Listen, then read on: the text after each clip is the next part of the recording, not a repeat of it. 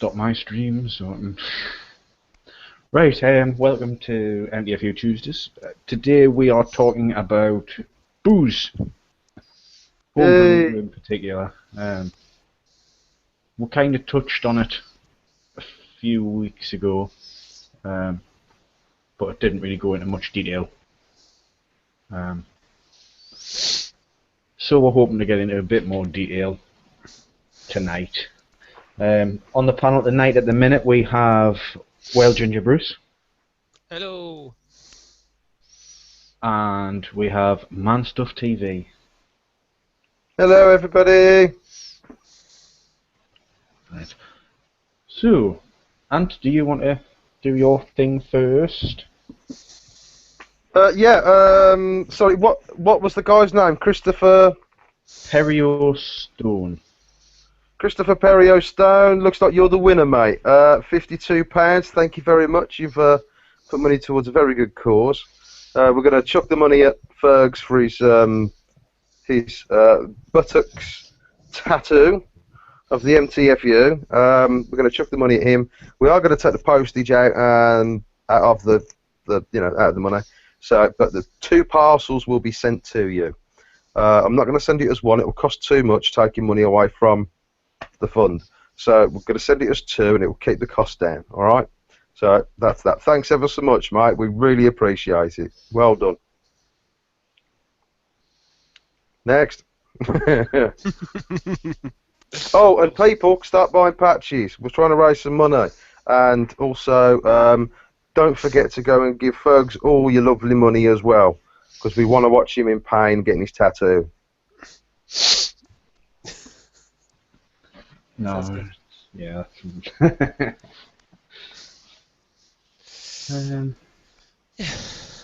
That's good. And there's still an auction on the MTFU group for a little carving knife that Matt put up as well. If anybody wants to bid on that, I think that's up to about £9. Yep, £9 at the minute, and that ends next Tuesday. Next Tuesday. Yes. So homebrew. What were you going to say, Bruce? And we're also going to start off another Pass the Parcel, whereas if you're in the UK, we're going to send a parcel all around a whole load of people, and you put in a piece of kit and you take out a piece of kit that you like. You have a look right through the box, see what you want, take that out, put something else in, post it on to the next person. Costs you £2.80 to send it. Keep the box under 2 kilos. Dead simple. But you can have a random bit of bushcraft equipment, outdoors equipment, whatever, for £2.80 pretty much, and the price of whatever you chuck in it. There you go. But there's a post on there, so just register yourself on that and say I'm in, and let Ant have your name and address, so we can put you on the list to be sent. Name, address, and phone number, because we're going to start another WhatsApp chat for the Pass the Parcel, so that people can post their receipts on there, so everybody knows that it's been posted. Yeah. So yeah, I'll need the phone numbers too. One quick question, Bruce: do we do it in 2 separate groups? Do we pick a group each, or should we keep the 12 people in the one group with 2 parcels? If we what's your fancy? Well, I think we should do 2 small groups, split it into. If we say we've got 12 people, send a box to 6. Yep. Send the box to 6. Otherwise, everyone's got to pay the postage twice and find 2 things to put in it. Yep. And agreed. That's not really fair. Yeah. So if I have all the best ones, and you can have all the Muppets. Okay, fair enough. That's me stuck with everybody then. Yeah. Exactly. I'll just do it myself. Awesome. Okay, that's cool then. We'll do that then. Okay. On Friday, I'm hoping to start that off again. So, all right. Cool. I'll probably get it. I'll get something packed up and sent out on Saturday, because I just do not get near a post office during the week. So. Fine. I'll get the addresses over to you on Thursday night, Friday morning, something like that. Yeah, cool. So I can I'm get hoping to go up to Ferg's on Friday. Oh, cool. Okay, So go camping with him for the weekend. that'll be good. Yeah. I'm, I'm hoping. Make sure you record him in pain, where he's forgotten his sleeping bag or it's rained or. Oh, don't worry, I'll definitely catch that. Yeah. Awesome. So, anything else we need to advertise?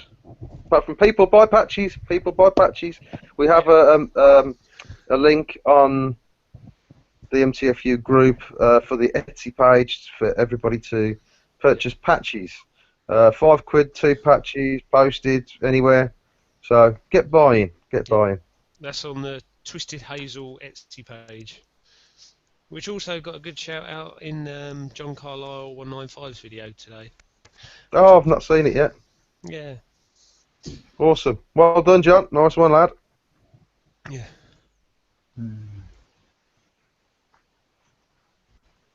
Robert Gilchrist says it'll be good to meet you because he's going with Fergs to the meet on Friday.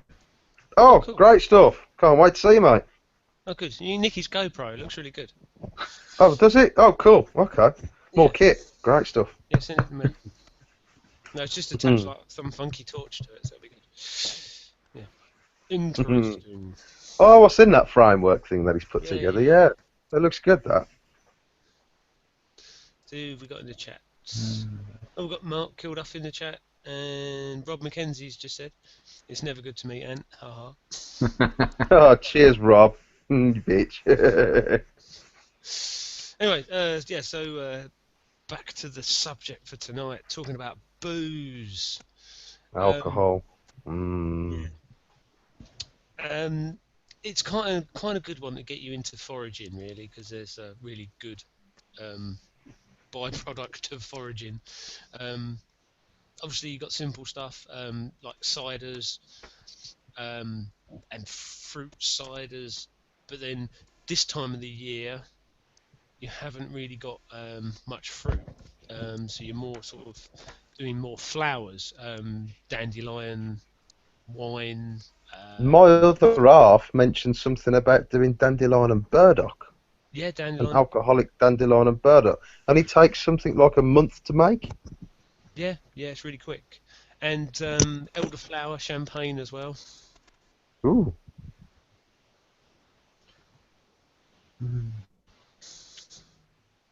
Yeah, I've got about another month before the elders come out. Yeah, up here. I think they came out like a week before the bushcraft show last year, and they were early then. So Yeah. I was lucky to grab a few. Actually, You can do an elderflower cordial as well, can't you? yes, I do loads of that every year. Yeah. Well, because the elderflower champagne that I did last year, people were saying it was quite bitter to start with. Right. Okay. Don't know why. Oh, that's weird. Unless it just used up all the sugar. I don't know. Yeah. Obviously, they just said it was like bitter for the first pint, and then they didn't realise. Yeah. Well, there is quite a good cheat you can do. Just get some NutraSweet tablets and put a couple of clicks of them in. Because But, I think I did about 13 litres of that last year. yeah. I did a because originally when I sort of got into home brewing, I just wanted to make something really, really cheap and really, really strong.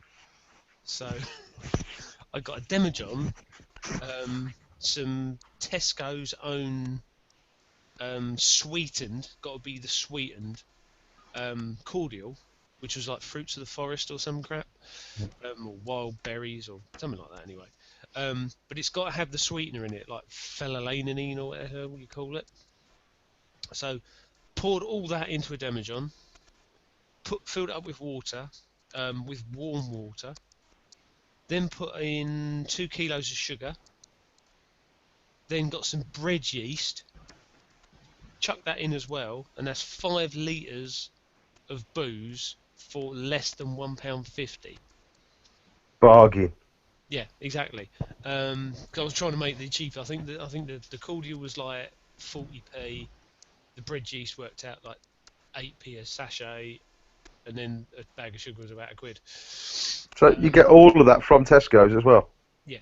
The yeast, everything? But bread yeast doesn't give you as high percentages as proper brewing yeast does. Thing is, if you get proper brewing yeast and you do get the percentage up, aren't you kind of like ruining the taste sometimes with it if you're having it too strong? Yeah, you can do, but that's it's more to do with personal preference. You know, like you can make a cider that's 10%, but it's just undrinkable because it's just vile. There's no flavour to it at all. It just tastes chemically. But I think that was about 6%. The stuff I made, the really cheap, nasty stuff. But it tasted all right. And then I did some more. But the only thing you have to buy, if you go into Tesco's and buy a 5 litre water container, Oh, you mean the great big bottles of water? yeah, 5 litre one of them, right? Yeah. That's just have that as a demijohn, and then just go on eBay and buy a bubbler, like a little airlock bubbler with a cork on it. That's it. You're done. That is all you need to buy to start off. Just a bubbler and a cork. You can make your own airlock, but for the sake of a couple of £2 or something. Yeah. I'm sure they sell them in Wilco's. They've got like a range of brew kits and stuff. Yeah. So I was in there a few weeks ago, and that's when I spotted it. And I seen the big white barrels with the tap at the bottom with the lid on it and everything. Yeah. And I think it's like 10 or 15 quid for one of those things. And it's something like 10 or 15 litres. Yeah, usually about 20 odd litres they are. 20. Oh, is it 20? Oh, yeah, it could well be. 25 litres. I know they've reaged them as well, because that's where I got my fermenting bucket from, and that's like 20 odd litres. Yeah. It's a tenner. The only thing I will say about the one with the tap, they're really hard to clean, and you've got to be like surgically clean with any homebrew you do. The best thing, you can buy like special homebrew cleaning chemicals, but all they are is like Milton fluid. Milton fluid, yeah, Milton fluid baby. It's like a bleach. So just clean everything in the. Stick a couple of the baby tablets in there. Give everything a good clean. Give it a rinse off as well, because if you leave the bleach on it, then that can kill the yeast. And if you leave any dirt in there, like bacteria or anything, that's going to leave like a real horrible taint. It will still be alcoholic, but it's just going to taste manky. And have like this real. Everyone talks about this horrible homebrew taste. It's because you're contaminated. But you know, if you even if you just got like a B&Q 99p bucket, as long as you treat everything really hygienically and cleanly, and put like a wet cloth over it so that nothing can get in there, because it naturally gives off a layer of gives off CO2, so there'll be a layer of CO2 above the brew protecting it as it ferments. So as long as you don't start sloshing it around and stirring it and messing around and oxidising it, you'll be okay. That's pretty much how the monks used to do it, isn't it? Yeah, exactly. Yeah. Tell you what is you could use, Ant. You know when you're going to like the takeaway and stuff, and they've got the big mayonnaise tubs. Yeah. Them, as long as they're clean. Yeah, go into Bakers. Bakers usually have them with the click down lid on. Yeah, perfect. They are. That's a good idea. There's bound to be a few takeaways near you. Yeah. But the only thing that really works millions, mate. It's got to be food safe plastic, and you need to know what's been in it. A lot of people use the soap barrels. You seen them, the big blue barrels? Yeah. Well, yeah, that's good, but that could have had caustic soda in it or something nasty. So I wouldn't really recommend using them, even though they are food safe. Yeah, after you're saying it, the more I think of it, the more I like the idea of actually going and getting the blue bottles of the water. Yeah. The 5 litre bottles, because that way, if I have like one lot go tits up, at least I've still got others. You know, rather than putting all your eggs in one basket, is what I'm saying, basically. Yeah. But then afterwards, right, you're going to want to bottle it. Right. So anyway, so we'll go back to. I'm trying to think of an easy way of doing it. Right. So let's just say we're making a brew, right? So if I went to Tesco's and bought, say, 5 bottles of, they're 2 litre bottles of water. They're like 17p a bottle, Yep. clean water. Right. So you buy them, or you just save up Coke bottles and stuff. But I quite like using them. But then you've got your pure water, and you've also got something afterwards to put your brew in and seal it and let it secondary ferment. And I'll get to the secondary ferment in a minute, because that's the bit that makes it fizzy. So, say you've got an empty 5 litre and you've got your bubbler on it. So you pour your sugar in, you put your fruit or your elderflower or whatever in, then you top it up with your nice clean spring water instead of using tap water, because the tap water's got fluoride and chemicals in it which can affect the flavour. So you put a nice clean filtered water in it. So you do that, fill your bubbler up, and just leave it in a relatively warm place. Not too warm. It's like 22 degrees or something. So just sort of in an airing cupboard or in a relatively, but not, you don't want the sun on it. So sort of a shady place. Leave it for a week to 10 days until it stops sort of bubbling, and you'll see it'll fizz away like anything. It's just like looking at a glass of Coke, that kind of fizz coming off of it.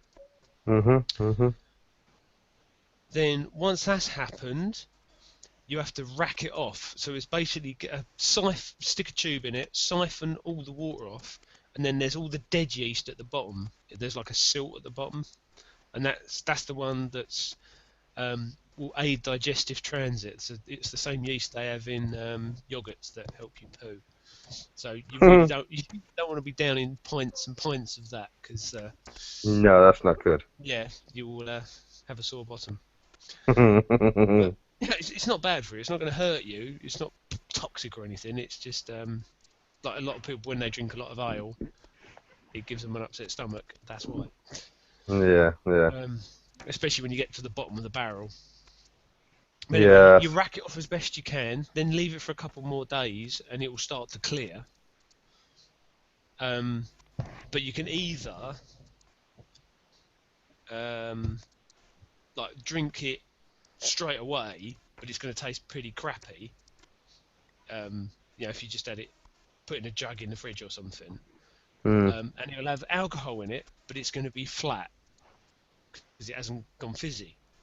Yeah. So then, once you've racked it off into another bucket, another clean bucket, then you pour it all back into your 2 litre water bottles. Yeah, you get me? Right. Yeah. Then you leave about an inch gap at the top, and then you put 1 teaspoon of sugar back in, because all the sugar. What's happened during the week? All the yeast has eaten all of the sugar and turns it into alcohol. And pooed out alcohol. Yeah. Well, they've run out of sugar. They've stopped breeding. They've died off and fallen down the bottom. So you've just got alcohol, and the amount of alcohol is what kills the yeast off. Yeah. So they're basically swimming in their own poo and die, yeah? Yeah, pretty much. Well, they don't die. They just become inactive, because you can reuse the yeast as well. But then you end up bringing taints into it and everything, and it's a pain in the arse. Anyway, so then you get your Coke bottle, put a teaspoon of sugar in it, then screw the lid up dead tight, and then leave that in a warm place for a good couple of days, and then leave it for a week or two, and then that'll clear, and there'll be a bit of sediment in the bottom. But where they breed and push out carbon dioxide, making a little tiny bit more alcohol, it makes the bottle really, really tight, which forces the CO2 actually into the booth. So as soon as you open it, you've got fizzy beer straight away. Nice. Yeah, so that's.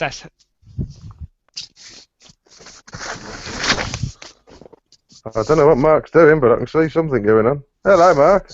Hello, mate. You alright? Hello. We'll keep outside for a bit because there's too much going on inside, so the lighting's going to be really poor. That's right. What lighting? Which is, well, it's probably a good thing, really, because otherwise you'd be able to see my ugly mug. I just see you talking about like homebrew and stuff. I thought, oh, that's a bit of me there. I'll get on some of that. Nice one. Yeah. But yeah, it's good advice being chucked out about the gypsy. What's it? Phil calls it gypsy piss that I make. Yeah, gypsy piss or prison hooch. Yeah, there's definitely cheap ways of doing it. Can you hear me all right? Because I've got a hands-free kit in. Loud and clear, mate. Loud and clear. Yeah, good. It's a slightly better unit than I had before, but there's definitely cheap ways of doing it. Yeah. So, can we just quickly go back to let Bruce finish off what he was just saying? Yeah, sorry, So- let's get it gone because I jumped in. Sorry, halfway. mate. What was going on? No, Yeah, go on. Yeah, you just you get your secondary fermentation, so then that'll drop down and it'll clear, and make it fizzy. You'll fill the bottle, and the bottle will be dead tight, and then that will keep for like 6 months because it's got a little pocket of CO2 at the top protecting it. As Yeah. long as you keep it in a shady place, that'll store indefinitely. You know. Sweet. And Did you and talking it's- about priming the bottle there, Bruce? Sorry, just adding the extra. Yeah. So Yeah. just even these little bottles. If you just want to make little bottles of beer, just save these Coke bottles up, because that's a resealable lid.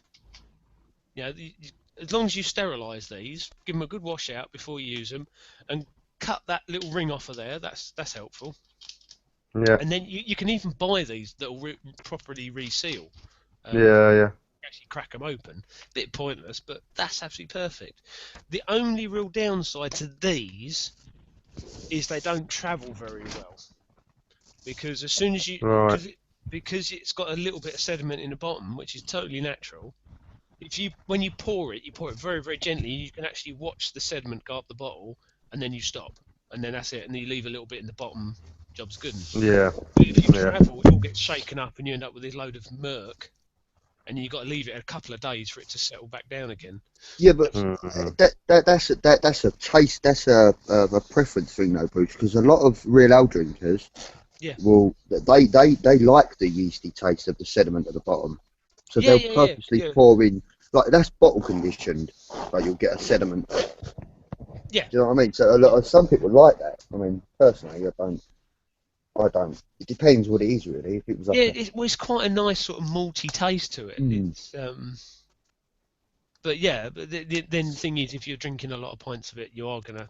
Yeah, you're gonna give yourself bad guts, aren't you? It's gonna come out like fizzy gravy. Yeah. Oh. He does have if you got a bottle condition, like Bruce was saying, if you got a bottle conditioned, then I'd say that I don't keep my real ales in the fridge. I generally put them like on a concrete slab, and that's normally enough to keep them at a nice temperature, because you don't want it like lager. Like real ale's not like lager. It's not to be served chilled sort of thing. It's got to be below room temperature. Yeah, but only very slightly. You don't want it ice, because otherwise you just don't taste it. There's no depth of flavour to it. Yeah, you can buy like tins of homebrew tins, and it's just a tin of like a real concentrated fruit juice, and then you'll get like a little sachet to add in towards the end that'll sweeten it up and make it all taste nice. And you can get them with ciders, you can get them with beers, and that's a really cheap, easy way of doing it when you're starting off, because it comes with its own little packet of yeast. But usually the yeast that they come with is a bit cheap and nasty, because it has to. It's one of those yeast that has to survive being in a shop, being transported around, being in sunlight, and so it's not. It's a good surviving yeast. But for brew terms, it's not a brilliant yeast. So yeah, they go out of date, don't they? They stop eating sugar. They die early, because yeast only dies when the level of alcohol reaches a certain volume. So there are super yeasts you can buy. Yeah. Like champagne yeast that will go up to sort of 14%. But mainly baker's yeast. If you can get the doughy stuff, the stuff that the bakers use. Yeah. That's good for your beers and stuff. You probably wouldn't want to put it in your wines. Yeah. And the other thing with baker's yeast, if you go into a baker's and ask them for yeast, they have to give it to you. Oh yeah, they're legally obligated to give it to you, aren't they? Yeah, for free. They have to give it to you for free. They have to give So you can yeast. walk into Greg's and you can say, "Excuse me, can I have some yeast, please?" Well, no, because that's all made. That's all made in a factory in Scunthorpe No, somewhere. if you go into if you go into Tesco's, they'll give it to you. Really? Yeah. Yeah, Go Tesco's, into Asda's, Morrison. Tesco's, anywhere that cooks their own bread properly, not fake Wow. bread. Yeah, they will give you a lump of and they'll give you a bloody great lump. And it's actually like a dough, like a Yeah. dough of yeast. Yeah. And you just break a bit off and just whack it into the mix, like. Yep. Look, you don't melt it down in warm water or anything like that. You just whack it straight in the barrel and then. You have to pitch your yeast. There's more to it than just dumping it in there. You have to sort of get your wort to the right temperature before you pitch your yeast. Get a thermometer, get a cup, put a little bit of warm water in there, about I think it's 22 to 25 degrees. Chuck the yeast in there, let it sort of Melt. yeah, melt off a bit. Leave it for about 15 minutes, then just hoof it in your mix. And if it doesn't start bubbling, chuck some more in. Right, Yeah, I normally put a bit of sugar in now because there was a test done the other week. I watched a guy that does a lot of home brewing videos. He's part of the 17 Club, and he was saying that he was doing hydrometer readings at different temperatures, and they said, well, they done it with just pure boiling like hot water, and they said, well, it will change. Your hydrometer readings will change if it's a sugary solution. And he redone it, and they were right. And it basically went up. I think before he could pitch his yeast, it went up to 89.5 degrees, but that was Fahrenheit. They weren't Celsius. But anything over that, he was like, nah, you're gonna have to let that cool down. But for the most part, I mean, if you're gonna do like a proper hobo brew, when you go and buy like a fruit juice, you've got to get rid of the artificial sugars. So you will probably want to boil it down first. You know, like the big juices you get out of Tesco. Yeah. What about the super concentrate stuff? The sugar-free concentrate stuff. Well, they never. The thing with sugar-free is it's still sweet, so they might not be putting, unless they're putting lactose sugar in it. If any type of sweetener, it's got to be sweetened because otherwise you wouldn't drink it. It tastes rancid. You need a sweetener in it. If you're making hooch, right, you need a sweetener in it because what happens is yeast is going to eat all of the sugar, so you're going to end up with black currant juice without the sugar, and that's going to taste like crap. Yeah. But what you don't want is all the other crap that they put in it. Yeah. So the purest form of juice you can buy, not even apple juice, 100% concentrate. That works really well. Yeah. Because you can water that down and bulk it up with sugar. Yeah. You're still going to end up with something that tastes halfway reasonable. Yeah. Tell you what, I'm going to try, just because it's like beginning of the year, is, I don't know if any of you have heard it, it's beech leaf noyau. Never heard of it. Basically, you make it the same as you would like sloe gin, but it's the very, very young beech leaves. Yeah. You use the seeds, the seed pods as well, can't you? The early seed pods. You know the keys on ash. Yes. You can do them as well. There's a brew. Yeah, the little helicopters. Yeah, they're like that, but they look like bunches. They call them keys. They're just bunches of leaves, but seed pods, similar to the helicopters. That's sycamore though. It's half a helicopter. What, you just take the seed pods off and you put them in? Yeah. Okay, interesting. Yeah, but I've never tried it. I don't know. But there's just so many different ones out there that it's like with elderflower champagne. They say stick a bit of dandelion root in there as well because dandelion root's really, really bitter. It's almost sort of like coffee bitter, and that adds a bit of depth to the flavour. So you got because elderflower's really, really perfumey flavour, which is quite nice. But it takes a little while to get your head around it, because it's just a perfumey flavour. It's weird. But if you add a little bit of dandelion root in, that sort of adds a bit of bitterness and makes it more winey, if you know what I mean. But Mark touched upon hydrometers. And do you know what a hydrometer is? Yeah, I've got one. Yeah. Isn't that the thing that bobs up and down to tell you the alcohol content? It sits at a certain level. It doesn't tell you the alcohol content. It tells you the gravity of the fluid you put it in, and then from that you take your starting gravity to your finished gravity. Yeah. You do a calculation you can find online. Quite easy to find. Yeah. It's basically your hydrometer will come in instructions. Yeah. Obviously, if you've got a load of sugar and water, it's going to be thicker. Less than viscous. normal water. Yeah. So it's not the viscosity, but you know what I mean. The density of the water is going to be different. So it's going to float differently. So it's like a thermometer. So you drop it in there, and you see where it floats to. You get the reading. So you write the reading down. Then afterwards, you drop the hydrometer back in. Then you check the reading again. Then you check the two read. You go online, look for an alcohol comparison. There is a simple calculation, but I can never remember it. I just look online, and then it compares the two and will tell you what the alcohol percentage is. But there's no way of working out once you start it. There's no way of working out what alcohol's in it. You can get you need that first reading, don't you? You need that first reading to read off of. You can use like a vinometer, which is like a glass tube, but a very, very thin hole down the middle of it, and you pour in it, and it kind of like, like inside a thermometer where you get the red line. It's sort of like that, and it will suck it up to a certain percentage. Because the amount of alcohol, because alcohol's thinner than water, it goes further up the tube or something. I've got one, but I've not really used it. I don't think they're that accurate, mate. No, they give you a good ballpark figure. Yeah.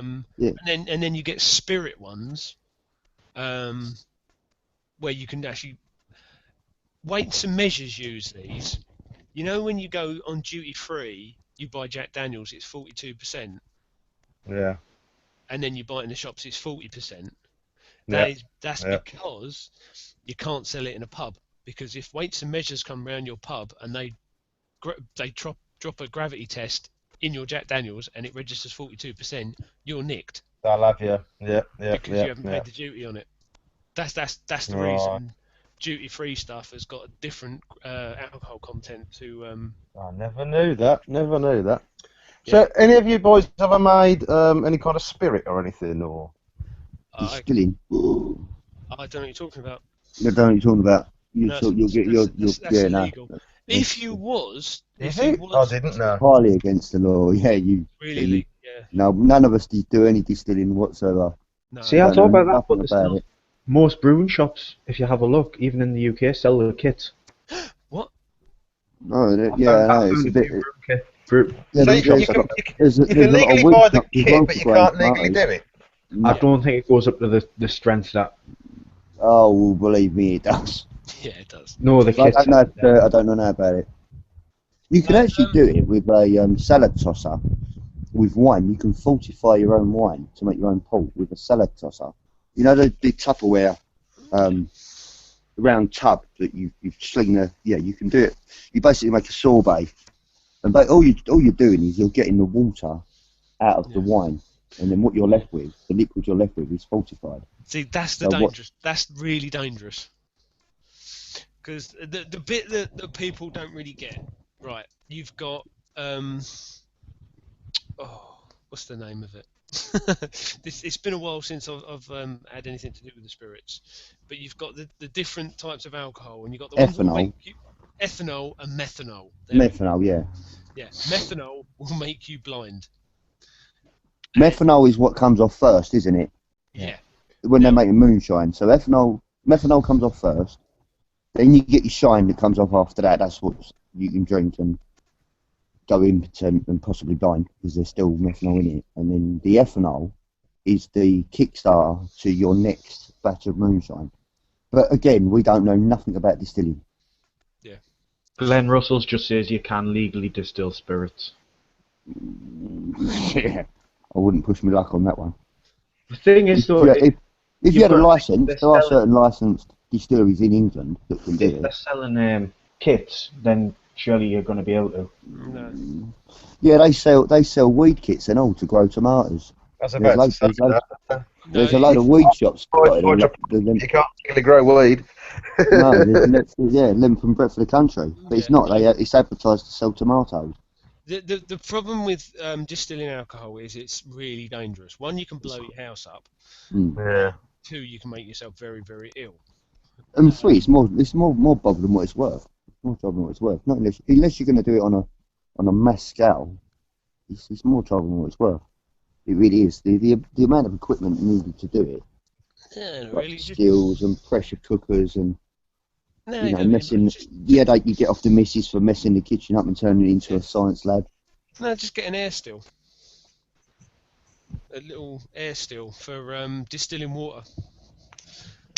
And that'll do 5 litres of whatever and reduce it down so it doesn't take up as much room.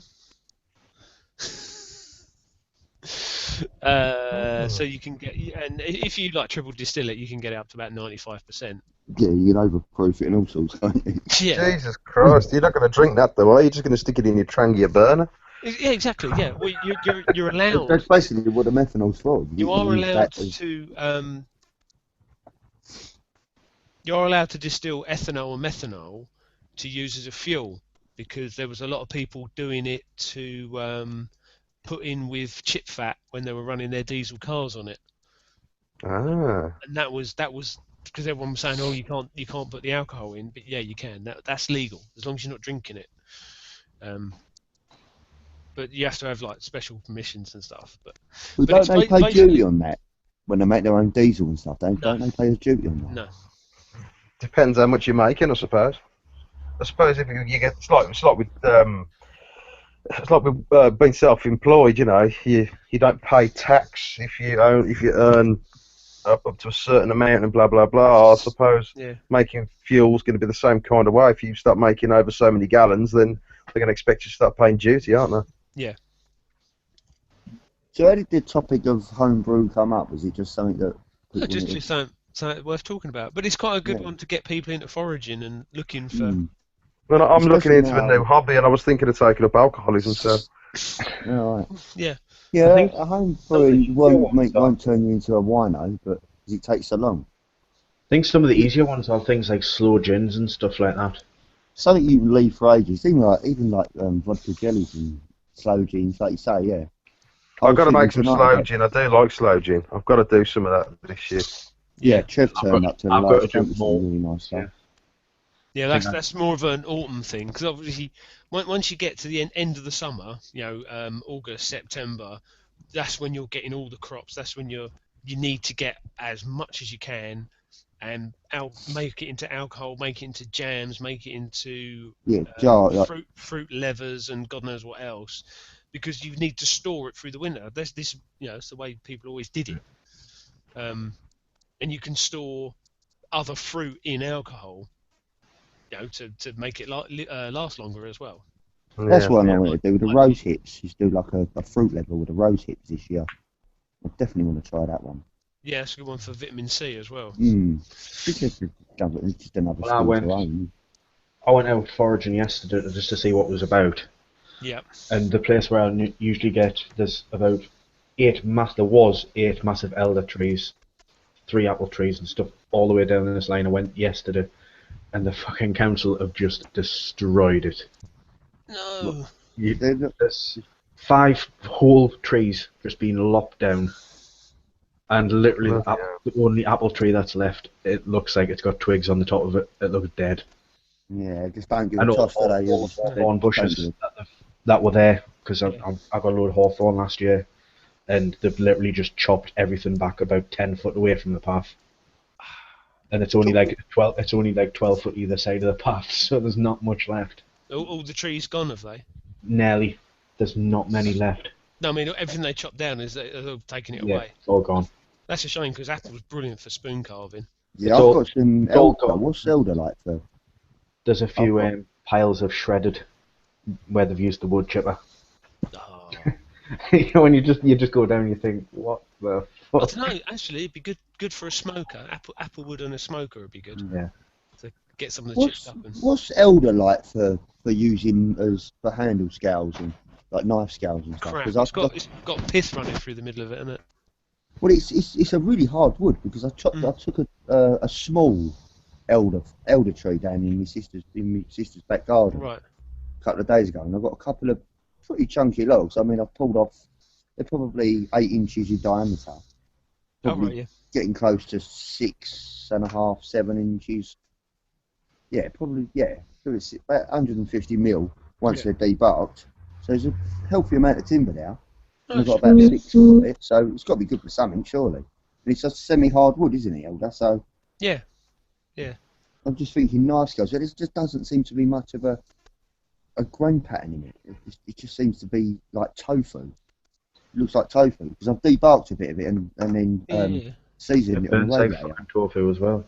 Yeah, but it does. It just looks bland and beige. I found it doesn't really burn that well.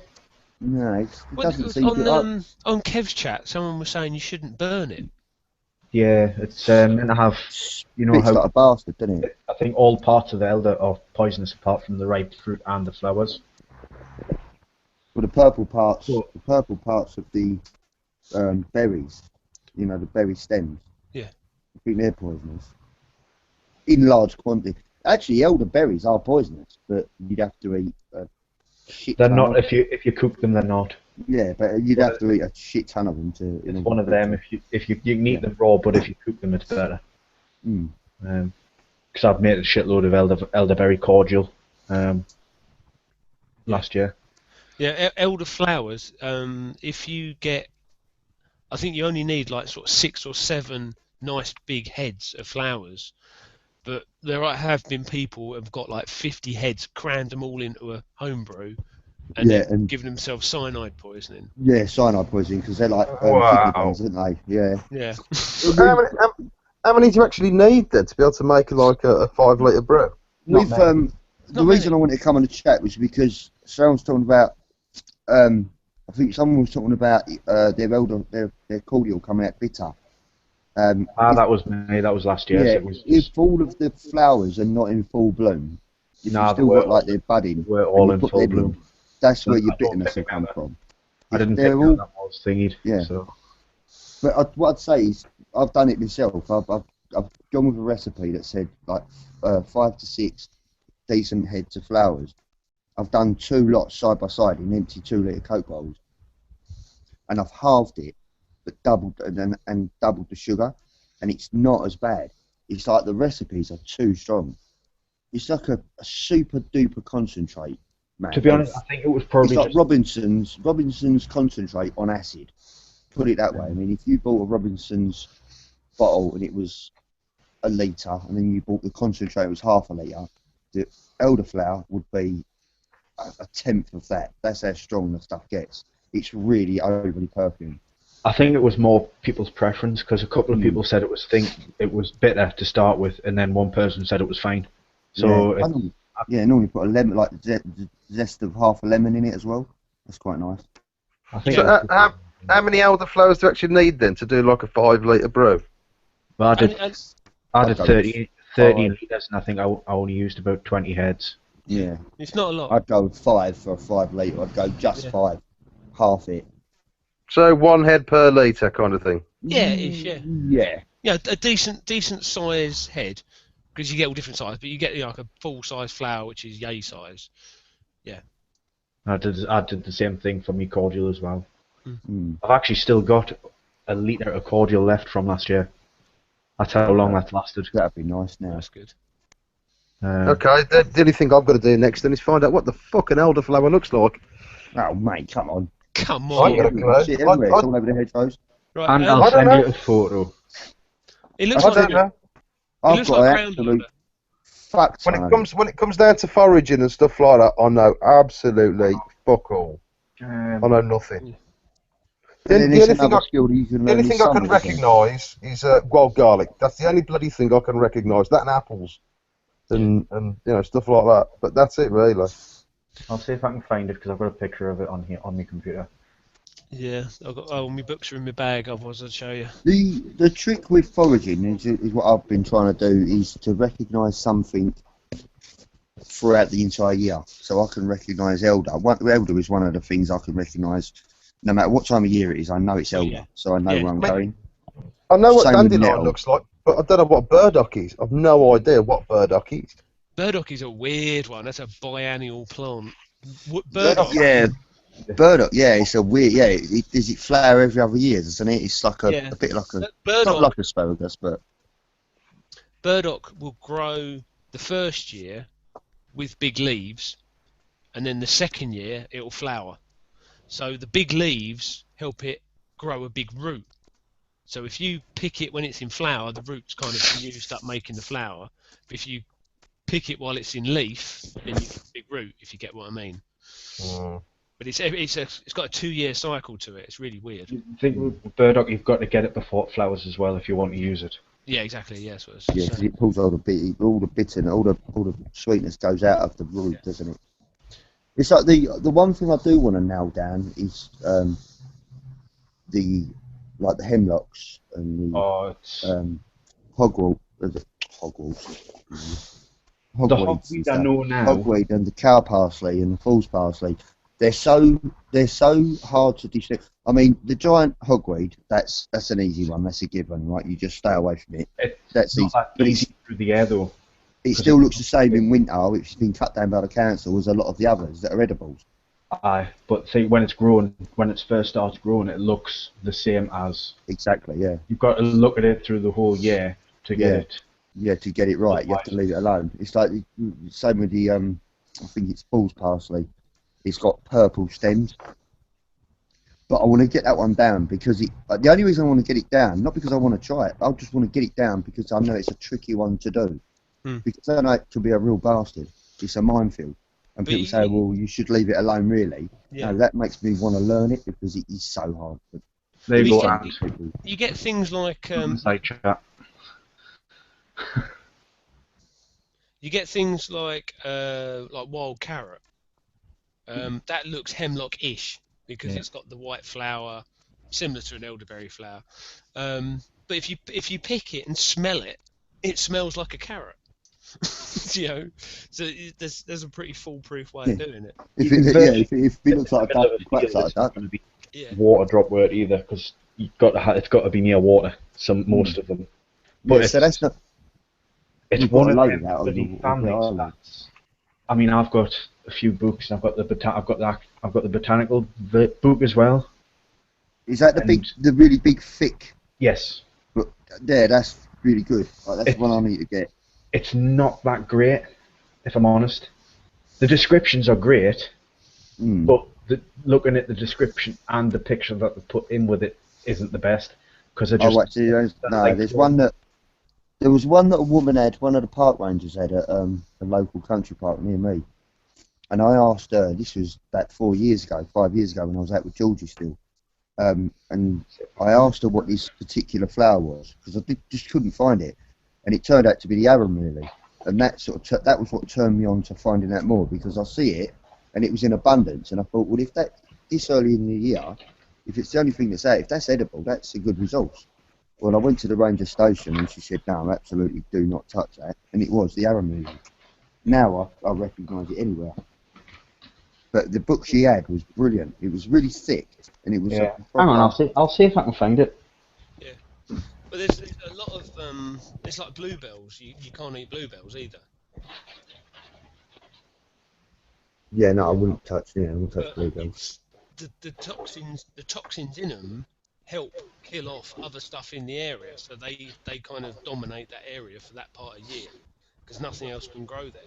So it's similar with ferns. Ferns got a lot of cyanide in, and that's why you get like massive areas of ferns and nothing else really grows. Might get the odd bramble in there as well, but that's about it. But they kind of poison the ground so nothing else can grow. You know, on just the surface. You can still get pine trees do that as well, don't they? Oh, pine's a fucker, isn't it? Pine just decimates. Birch does that as well. Birch and pine, because they can grow anywhere, can't they? They can grow in shallow soil. Yeah, well, it's usually gorse starts off first. That's kind of like your introduction tree in sandy soil, and then once that dies and rots off, then you start getting birch, and then the more the birch rots down, you're starting to build up a decent topsoil, then bigger trees can grow. So it's that one. Hang on, you've gone off. Wildflowers. Yeah, no, I don't think that. How thick is it? I don't think that's it. The one she had was, yeah, no, it was fucking 3 times the size of that, man. It was huge, but the description was really good, and the pictures were really good as well, because it showed you 3 pictures, and it showed you 3 seasons that you'd see it. You'd expect to see it, and it was loads of different plants and trees and everything, birds. Like that. Yeah, no, it was. Because that's the drawings there. They're good for the descriptions that it gives you. Is that your interpretation, though, or is that just because you're... No, I wouldn't personally count on just that book. No. I've always got like another one with us, and I prefer to have that one with us because it's got the drawings and the descriptions and like the proper sizes and stuff, and the one with photos. Yeah, there's no sort of go-to white book, is there? There's no sort of go-to Bible where they've got... I mean, there is another version of that, but it only does the greenery. It doesn't deal with the flowers or anything. It's for like when they're not in flower. No. Yeah, it just doesn't seem to be one book where they've all got their cards in order, and they said, right, you know, these 2 companies are like, let's put this ultimate guide together. They're not going to There is one little book that I picked up a little while, it was last year at some point. It was the Oxford Wild Edibles book, just a little handy book. It's virtually the same as the SAS Survival book, you know, but the small handy version. You know, same kind of thing. It's in like a £5 or something, but that's quite good for what it is. The Collins gems that Bruce has got, I've got them and all, the little miniature ones. They're pretty good.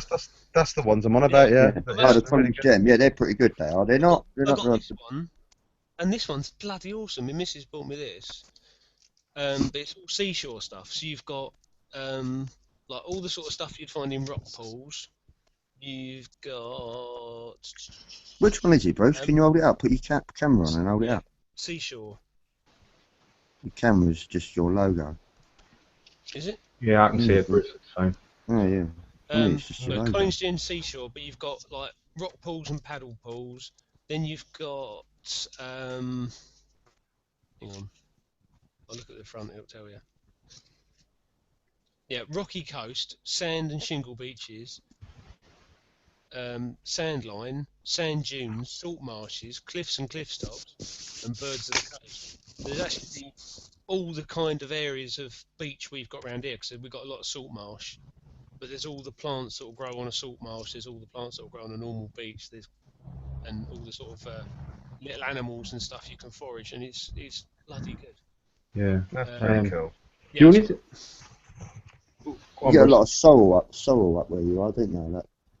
Yeah, like sort of sea purslane and. Has anyone tried limpets? Last year I done the limpets, didn't I, at Yarmouth? Yeah, we don't really get some get limpets. They taste like they taste like seagull shit and fag butts, to be fair. Yeah, but they're not the most nutritious thing in the world. I did try and toss them with a bit of butter and garlic, but it didn't help matters. Yeah, the limpets you got to be really quick, couldn't you? Just whack them off. Yeah, I mean, I was kicking them off with my steel toe caps. Yeah. That sort of dislodged them. Yeah, because once you've sort of wiggled them, they suck onto the rock and you can't get them off. Yeah, you got to creep up on the buggers, and they can hang on. Yeah. I've got some fat.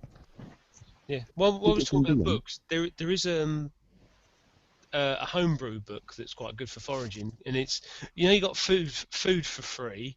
Oh yeah. The Collins Gem one. There's one called Booze for Free. That's the one. Food for free. I think that's the little one that we've got in the car. Yeah, Food for Free is good. I don't like that. I don't like the new version of it. No, the little A5 one. The previous one. I thought that was better than the little one that they've got today. Yeah, they've reduced it. I'll tell you what, Matt. If you want that, what Bruce was talking about, that Booze for Free, right? They do that on Audible.com. You know the Audible thing?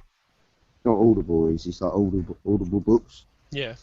You get like a printed version and it's narrated as well.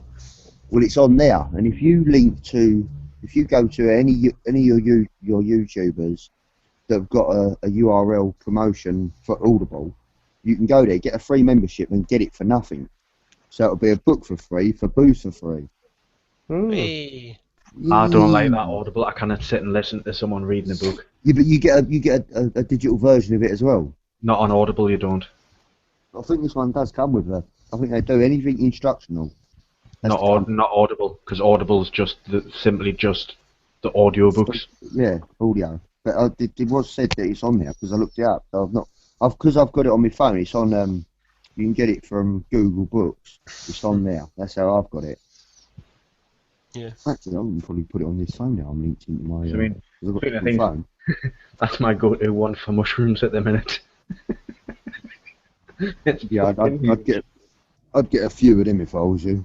So people say you should have like 3 sources of information for mushrooms. I think it is irritating though, because you get like like all these nice pictures of mushrooms, but they're always drawn. They're not a proper photo. Yeah. And as soon as it rains, like you got something that's going to really mess you up, something like a fly agaric mushroom. Right, they'll make you trip your tits off or die. But if it fly rains, agaric's easy to identify though. That's the thing. Well, you think it is. It's not really, because if it rains, the spots drop off. Yeah, but you just don't eat anything red. Simple, isn't it? Yeah, but there's a lot of mushrooms that will look different when they get wet or when they start to rot. That's a bit worrying. You really need to go for stuff that cannot possibly be anything else. Like Jew's ear and things like that. Yeah, like the genealogy is what you need. Bruce, and we'll just compare the two, because I've just got the fly agaric one there. Oh god, so I've got to find it. Yeah, it's the one. That's the one that little gnomes sit on, isn't it? That's it. That's the one that Lewis Carroll used to take when he was being a paedophile. But what I have heard about that fly agaric, it is kind of sort of edible. You can eat parts of it, but you've got to know what you're doing. The thing with if you don't need to take mushrooms in order to be a paedophile, though. All you got to do is convert to the Catholic Church, Catholicism. You want to fuck kids, just become a Catholic. Simple. That's a bit of a broad statement there, Mark. A sweeping statement.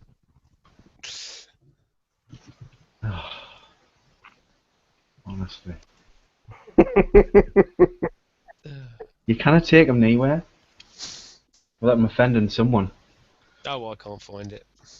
Well, never mind. So yeah, there's a load of stuff like.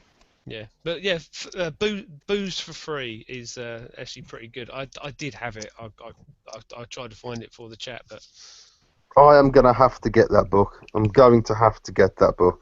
I know what book I like actually. I need to get another one. What does your fly agaric mushroom look like, Matt? I can put it back now. Hang on. Oh, I found it. I found it. Just flicked through quickly. I didn't bother.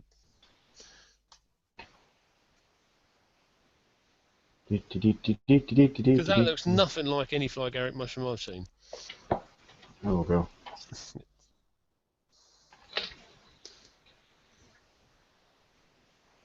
Yeah, okay, so it's like a rounded tip. See, mine looks like that. Dead flat on top. Or rounded. See, that looks nothing like it, does it really? Nah. And that just goes to show you the differences in two books, really. Yeah, but then again, in a different climate somewhere, it may grow slightly different. Different weather conditions, or more sheltered, or in windy conditions. I'm just not enough of a. But the thing is, everyone worries about mushrooms killing them, but there's more trees and plants out there that will kill you than there is mushrooms. For a start-off book, really, for mushrooms and that, I'd probably suggest the River Cottage one. Yeah. Because that's literally got a key of basic features, where it's literally like, look at the thing, it's this shape or this shape, and then it'll give you 2 options, and then it'll give you more options, and then you know what I mean. So it literally, if you don't get this has got to a mushroom. This one's got a field key in it as well. Yeah. I mean, the one in the River Cottage one takes up about 8 pages. Yeah. So and they only do the ones you're more likely to find. Yeah, is it a gill Um, fungi's? Yeah, just all. Yeah. But 'cause I mean, I try and learn the odd one or two every whale. I think the last one I found properly was the orange birch bullet, right. and that's only because I came past it, like local council offices, and there was an absolute shit ton of them growing. I'm looking, I'm thinking that looks kind of edible. Is that like a So real pussy-looking bright orange thing? it's, like the seps, like you can buy them in the shop dried, that sort of Yeah. thing. It's like that, but it's got like an orangey stem, Oh right. Okay. and it generally grows with birch. Okay. And I went past it, and there was a massive birch tree. There was two massive birch trees, one either side of grass, and just hundreds of these mushrooms. So I thought, I'm going to pick one, take it home, see what it's like. Took it home, looked through the books and everything, Yeah. double checked it, and it is actually edible. So I fried them up, and I'm still here. Yeah, that's another thing though, because as soon as you pick them, they dry out really, really quick. That's why I normally take By the photos time and stuff. by the time you get home, they look totally bloody different. Yeah. But then there's another area for mis-IDing them. Because from the But time they'll dry it in your pocket. And if a policeman will pull you over and find you with a load of dried mushrooms in your pocket, you're going to go for a little trip down the station. yeah, when I was looking at them, I took photos and stuff. But luckily, I was only about 2 minutes away from home on my bike, so Oh, that's all right. Yeah. I literally hide them in my bag. And Yeah. It's just if you're out for a hike for the day and then you get home the next day and think, oh yeah, I've got some mushrooms in my pocket. Yeah. They're gone. I did it with rose hips. Yeah. Went out, picked a load of rose hips, forgot about them, left Yeah. them in my cup, went in and just loads of dry rose hips. Have you done it with a cramp ball yet? Yes, in your pouch. And that wasn't even a day. That was like 3 hours. Yeah. But as soon as they go in the warm, they just spore everywhere and just fill everything with soot. I've still got some actually. I've still got a load of them. Yeah. Silver bear bushcat. Is it true that if they grow on a tree, they're not poisonous? No, it's not true. It's if they grow above 6 feet or something. Waist height, isn't it? I wouldn't assume that. I would always check to see which one you're picking And it does depend on what tree they're growing on as well. and where you are in the world. Yeah. There's a load of things. But yeah, it's a good rule of thumb because you'll get things like chicken in the woods. That's it. And chicken in the woods is one that you can't really miss ID either. But What's the other one? There's another one. You know, the brackish fungus. It bleeds when you cut it. Steak fungus, beef steak. Yeah, that's the one. Yeah, beef steak fungus. That looks weird. It really does look like. I've never heard of that before.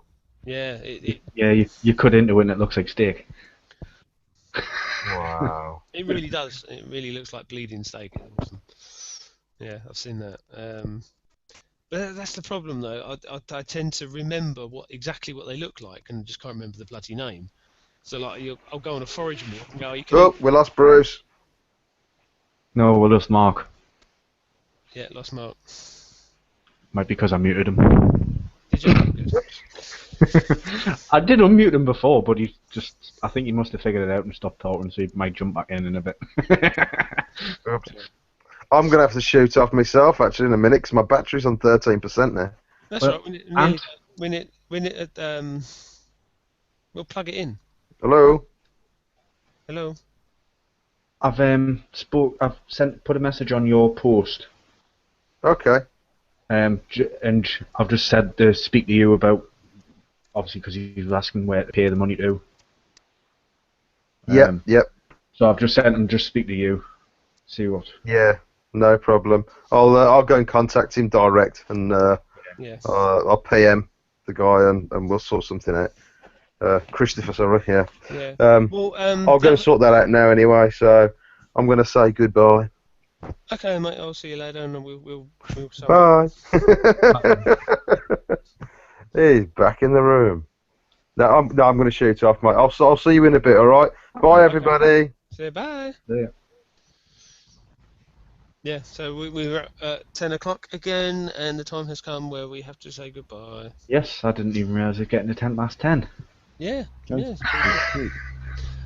So everyone, if you can please like and share this, and if you have time, go to the MTFU group on Facebook and get involved with Fergs's tattoo he's getting of the MTFU logo on his bum. Yeah. Um, And buy patches. and buy some patches, but yeah, give a bit of money to Fergs. It all goes to Help for Heroes. So you need to make it 2 hours long. No, because I've got work in the morning. Yeah, we've all got work in the morning. I've got work at 5:30 in the morning. So no, I think that's it. Yeah, that's it. Right. We shall I say shall goodbye. I should stop the broadcast. Right. Bye, guys. Thanks for watching. Yeah, get involved. Don't forget to like. And don't forget to tune in next week. Yes. Bye.